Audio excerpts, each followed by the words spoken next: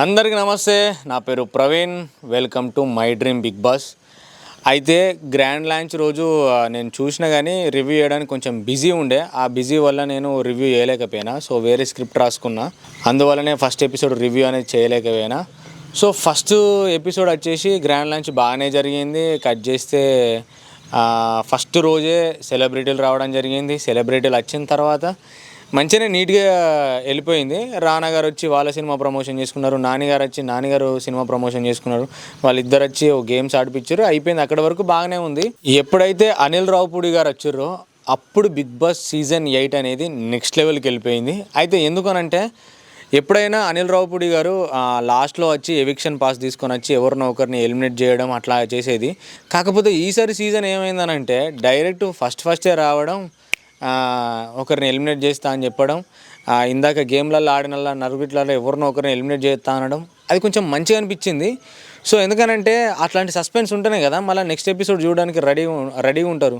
So ఆ ఉద్దేశంలో big boss team అనేది అక్కడ క్రియేట్ చేయడం బాగా అనిపించింది. సో ఎవరికి ఓటింగ్ అని స్టార్ట్ చేయడంతోనే మణికంఠకు ఎక్కువ ఓట్లు పడ్డాయి, సెకండ్ కిరాకు సీతకు పడ్డాయి. సో ఆ విషయంలో మణికంఠ కొంచెం అగ్రెసివ్గా మాట్లాడడం జరిగింది.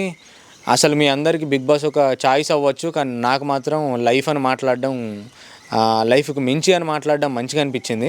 కాకపోతే మళ్ళీ డైరెక్టర్ గారు అనిల్ రావుపూడి గారు బయటకు తీసుకొచ్చిన తర్వాత నీకు ఏ హీరో అంటే ఇష్టం అనగానే నాకు నేనే హీరో అన్నప్పుడు ఆయన గట్స్, ఆయన యాటిట్యూడ్ అన్నీ నచ్చినాయి. ఆయన మళ్ళీ బయటకు తీసుకొచ్చిన తర్వాత పాట పాడమన్నప్పుడు ఒక పాట పాడడం, ఆయన ఉన్న ముఖంలోని కవలికలు, ఎక్స్ప్రెషన్స్ అన్నీ మంచిగా అనిపించినాయి. కొంచెం అగ్రెసివ్గా ఉన్నాడు, కొంచెం యాక్టివ్గా ఉన్నాడు, యంగేజ్ కాబట్టి మంచిగా ఉందని అనిపించింది. అదంతా కట్ చేస్తే ఫస్ట్ ఎపిసోడ్ కట్ చేస్తే సెకండ్ ఎపిసోడు నిన్న జరిగిన ముచ్చట ఏందనంటే గేమ్స్ బాగానే జరిగినాయి. గేమ్స్లో నిఖిల్ బాగా ఆడిండు, సో నైనిక బాగా ఆడింది, ముబిల్ కూడా బాగా ఆడిండు, మంచిగా అనిపించింది. కాకపోతే మళ్ళీ ఈ నాగమణికంఠ అనే వ్యక్తి అందరి దగ్గర ముచ్చట సేమ్ రిపీటెడ్గా జరుగుతా అంటే ఈయన ఏదో క్రియేట్ చేద్దాం, ఏదో ఆయన చుట్టే కంటెంట్ వెళ్ళాలన్నట్టు క్రియేట్ చేద్దాం అన్నట్టు నాకు అనిపిస్తుంది. సో కాకపోతే మళ్ళీ ఆయన ఏందనంటే ఆయన అంటే అవతల మాట్లాడినప్పుడు వినాలి, ఆయన వింటలేడు. నేను చెప్పేది విను అని మాట్లాడుతున్నాడు. అది ఎందుకో కొంచెం మనోడికి మైనస్ అయ్యేలా ఉందని నాకు అనిపిస్తుంది. ఎందుకంటే అవతల చెప్పింది విన్న తర్వాత మనం మాట్లాడాలి. కొంచెం ఏంటంటే ట్రిగ్గర్ అవుతుండే, అంత ఈజీగా ట్రిగ్గర్ అవుతున్నట్టు. అంటే చిన్నపిల్లలు 9, 10, 20 ఉన్నోళ్ళు ఎట్లంటే నాకేంది వీళ్ళు చెప్పేది, నాకేంది వీళ్ళు అవసరమో నాకు చెప్పేది అన్న ఇంటెన్షన్తో ఉన్నాడు కాబట్టి సో తొందరగా ట్రిగ్గర్ కావడం వల్ల ఆయనకు ఫ్యూచర్లో మైనస్ జరిగే అవకాశాలు ఎక్కువనే అనిపిస్తుంది. ఇక నిఖిల్ విషయానికి వస్తే కావాలని స్మార్ట్ గేమ్ ఆడుతున్నాను అనిపిస్తుంది.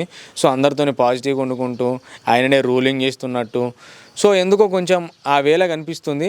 మళ్ళీ ఇంకోటి ఏంటంటే నిఖిల్ సైడ్ నుంచి ఒక 2-3 బ్యాచ్ అయ్యే అవకాశాలు ఉన్నాయని నాకు అనిపిస్తుంది. సో నిన్న శేఖర్ భాష గురించి మాట్లాడుకుందాం. శేఖర్ భాష ఫుడ్ గురించి చిన్న గొడవ స్టార్ట్ అయింది. సో ఆ ఫుడ్ గురించి అసలు బిగ్ బాస్లో ఫుడ్ అనేది చాలా అంటే చాలా ఇంపార్టెంట్. సో ఫుడ్ గురించి ఛాలెంజెస్ జరుగుతాయి, గేమ్స్ జరుగుతాయి, అసలు ఫుడ్ని గెలుచుకోవడమే ఉంటుంది. సో ఫుడ్ గురించి ఆడుకోవడం తప్పే. ఎట్ ద సేమ్ టైం అవతల అమ్మాయి కూడా మనుషుల్లా తినడు, మనుషుల్లా బిహేవ్ చేయు ఏదో మాట్లాడింది చూసారా, అది ఎందుకో నాకు నచ్చలేదు. ఎందుకనంటే బిగ్ బాస్ హౌస్లోకి వెళ్ళింది అందరూ మనుషులే, కాకపోతే అక్కడ ఉన్న సిచ్యువేషన్ 24 గంటలలో ఉండే సిచ్యువేషన్లో ఆయనకు ఆ టైంలో ఆడాలనిపించింది కావచ్చు, ఆడిండు.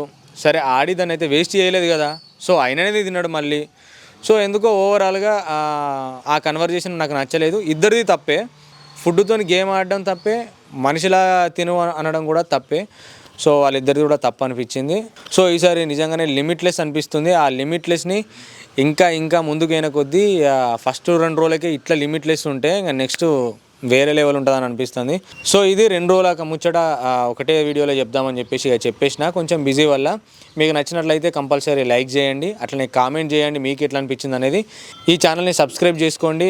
నా డ్రీమ్ని మై డ్రీమ్ బిగ్ బాస్ అనే ఛానల్ని సబ్స్క్రైబ్ చేసుకొని బెల్ ఐకాన్ క్లిక్ చేయండి. Thanks for watching.